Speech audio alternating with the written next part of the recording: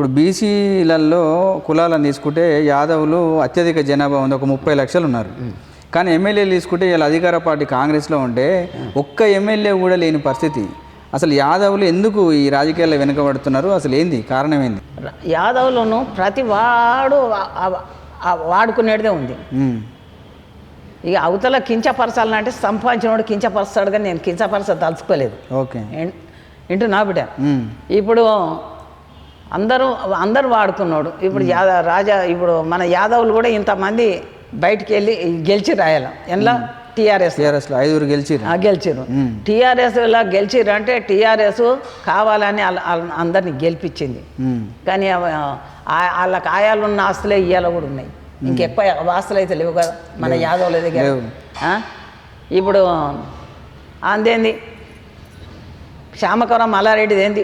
ఏడికెళ్ళి వచ్చినాయి ఆస్తులు, ఎక్కడికెళ్ళి వచ్చినాయి? నేను పూలు అమ్మినా, నేను పాలు పిండినా అంటే మేము పిండిన పాలు మాకు లేవా? ఇక ఇప్పటిదాకా కూడా కాయలు దొడ్లు ఉన్నాయి.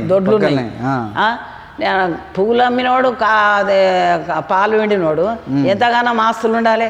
ఆనాడు సంపాదించిన ఆస్తులే ఈనాడు దాక్కున్నాయి మనకు.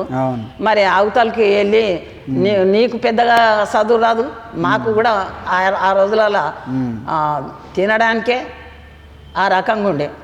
ఇవాళ వాళ్ళు మాట తప్పినట్టు మనం తప్పాలంటే నా వల్ల కూడా కాదు, నేను తప్పలేను కూడా. ఎవరినైనా నిలదీసే శక్తి నా దగ్గర ఉంది, నేను నిలదీస్తే నాకు భయం లేదు.